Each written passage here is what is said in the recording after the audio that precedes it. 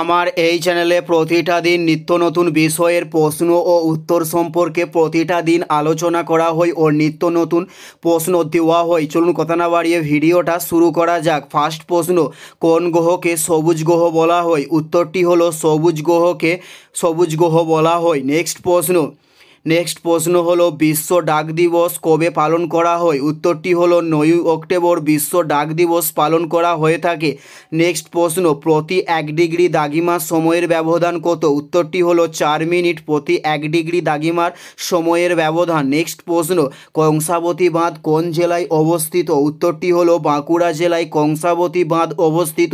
উত্তরটি হলো বাঁকুড়া জেলায়। নেক্সট প্রশ্ন, নালন্দা বিশ্ববিদ্যালয় কে গড়ে তোলেন? উত্তরটি হলো প্রথম কুমারগুপ্ত নালন্দা বিশ্ববিদ্যালয় গড়ে তোলেন। উত্তরটি হলো প্রথম কুমারগুপ্ত। নেক্সট প্রশ্ন, হিমোগ্লোবিনে কোন ধাতু পাওয়া যায়? উত্তরটি হলো লোহা ধাতু হিমোগ্লোবিনে পাওয়া যায়।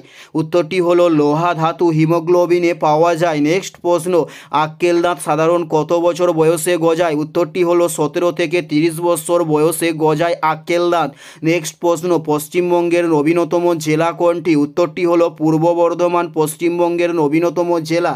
নেক্সট প্রশ্ন, জোট নিরপেক্ষ নীতির জনক কে? উত্তরটি হলো নেহেরু জোট নিরপেক্ষ নীতির জনক।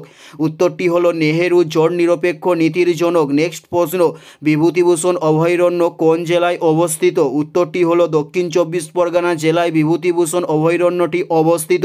এটাই ছিল এই ভিডিওর লাস্ট প্রশ্ন।